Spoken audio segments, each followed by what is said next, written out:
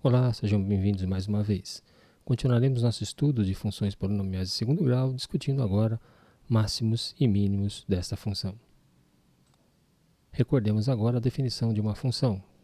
Uma função quadrática ou polinomial de segundo grau é uma função dos reais nos reais, definidos por uma sentença como essa. F de x é a vezes x ao quadrado mais b vezes x mais c, onde a, b e c são números reais, quaisquer com a condição de que a deve ser diferente de zero. Como já vimos, o gráfico de uma função é uma parábola e, em particular, essa parábola exibe um ponto chamado vértice da parábola. Esse vértice tem coordenadas dadas por xv, x do vértice, menos b sobre 2a, e y do vértice, yv, menos delta sobre 4a. Também sabemos que este gráfico de uma função quadrática, uma parábola, pode ter duas possíveis orientações: concavidade voltada para cima, na qual o coeficiente do termo quadrático a é positivo, e concavidade voltada para baixo, no caso em que o coeficiente do termo quadrático a é negativo. Caso a concavidade seja voltada para cima, o vértice representa um valor mínimo, ou seja, o menor valor que tal função pode assumir. Por outro lado, no caso em que a parábola tem concavidade voltada para baixo, o vértice representa um ponto de máximo, ou ainda o maior valor que tal função pode assumir. Nos exemplos seguintes, vamos explorar essas características, resolvendo problemas de máximo e mínimo envolvendo funções polinomiais de segundo grau. Começamos com a seguinte situação. Para que valor de a, o conjunto imagem da função quadrática f de x é dada pela expressão ax² menos 4 vezes x mais 6, é o intervalo de menos 6 até mais infinito. No presente caso, o intervalo que começa em menos 6 e vai até mais infinito é o conjunto de todos os números reais que são maiores ou iguais a menos 6. Nesse caso, dizemos que o y do vértice, o menor valor que a função pode assumir, é menos 6. E lembramos que o y do vértice é dado pela expressão menos delta sobre 4a. Assim, calculamos o discriminante associado a tal função, b ao quadrado menos 4ac, ou ainda menos 4 ao quadrado menos 4 vezes a vezes 6, de maneira que esse discriminante é dado pela expressão 16 menos 24a. Lembrando agora que o y do vértice é dado por menos delta sobre 4a, nós temos que menos 6 é igual ao discriminante 16 menos 24a sobre 4a.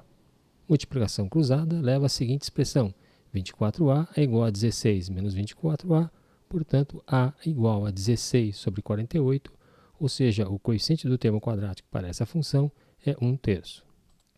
Assim, para essa função quadrática, se o coeficiente do termo quadrático a for igual a 1/3, o y do vértice para essa função é igual a menos 6. Consideremos agora a seguinte situação. Um ônibus de 40 lugares transporta diariamente turistas de um determinado hotel para um passeio turístico. Se todos os lugares estão ocupados, o preço de cada passagem é de R$20. Caso contrário, para cada lugar vago, será acrescida a importância de R$3 ao preço de cada passagem. Assim, o faturamento da empresa de ônibus em cada viagem é dada pela função f de x é igual a 40 menos x, que multiplica 20 mais x, onde x indica o número de lugares vagos. E esse x pode variar de 0 até 40. Pergunta-se: qual o número de lugares vagos no ônibus em cada viagem para que a empresa obtenha faturamento máximo? No item B, qual é esse faturamento máximo? Em primeiro lugar, partindo da função dada f de x igual a 40 menos x, que multiplica 20 mais x, aplicamos a propriedade distributiva e encontramos a função quadrática na sua forma tradicional. F de x é igual a 80 mais 20x menos x ao quadrado. Dessa maneira, observamos que o termo quadrático tem coeficiente a igual a menos 1, o termo linear tem termo b igual a 20 e o termo independente é igual a 800. Como o coeficiente do termo quadrático é negativo, o gráfico de tal parábola é uma concavidade voltada para baixo e o vértice, nesse caso, representará um valor de máximo local. Assim, nossa primeira providência é calcular o discriminante associado a essa função quadrática, b ao quadrado menos 4 vezes a vezes c, que nesse caso resulta no valor 3.600. Em seguida, calculamos tanto x como y do vértice. X do vértice menos b sobre 2a, portanto, x do vértice é igual a 10. Y do vértice menos delta sobre 4a, que nesse caso produz o valor 900. Como havíamos dito anteriormente, o gráfico de tal função quadrática é uma parábola com concavidade voltada para baixo.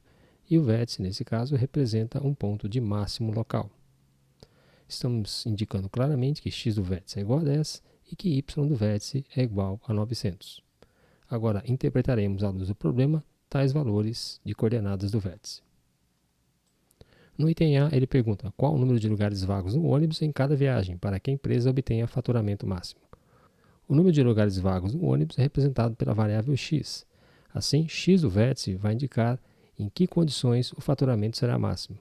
Assim, deveremos ter 20 lugares vagos para que esse faturamento seja máximo. No item B, ele pergunta qual é esse faturamento máximo. A resposta é o y do vértice. Para essa função, o maior valor que ela assume é 900, assim o faturamento máximo por viagem é de R$ 900. Para terminarmos, considere essa nova situação. Sabe-se que o custo C para produzir x unidades de um certo produto é dado pela função quadrática C de x é igual a x² menos 80x mais 3.000. Nessas condições, pede-se para calcular, no item A quantidade de unidades produzidas para que o custo seja mínimo e B, o valor mínimo do custo. Como antes, dada a função agora já na sua forma tradicional, c de x igual a x² menos 80x mais 3.000, vemos que o coeficiente do termo quadrático a é igual a 1, do termo linear b igual a menos 80 e o termo independente c igual a 3.000. Como o coeficiente do termo quadrático é positivo, temos que o gráfico dessa função é uma parábola com concavidade voltada para cima e, portanto, o vértice representa um valor de mínimo local. Para obtermos as coordenadas desse vértice, inicialmente calculamos o discriminante associado a essa função. O discriminante é b² menos 4 vezes a vezes c, e nesse caso obtemos que esse discriminante é igual a menos 5.600. Em seguida, obtemos as coordenadas x e y do vértice. X do vértice é igual a 40 e y do vértice é igual a 1.400. Para esta função, o gráfico de fato é uma parábola com concavidade voltada para cima e o vértice representa um ponto de mínimo local, sendo que x do vértice é igual a 40 e y do vértice é igual a 1.400. Voltamos então à pergunta do problema. A quantidade de unidades produzidas para que o custo seja mínimo. Lembrando que x é o número de unidades produzidas e, nesse caso, para que esse custo seja mínimo, devemos ter, segundo as coordenadas do vértice, x do vértice igual a 40 unidades. Ou seja, ao produzirmos 40 unidades, o custo de produção dessas unidades será o menor possível. No item B, qual é o valor mínimo do custo?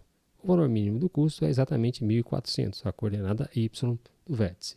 Assim, ao produzirmos 40 unidades desse produto, obteremos o menor custo possível, no caso, 1.400.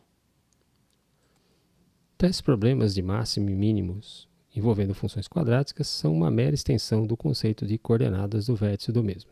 Para encerrarmos essa discussão sobre funções quadráticas, no próximo encontro discutiremos o sinal de uma função quadrática. Um forte abraço a todos e até o nosso próximo encontro.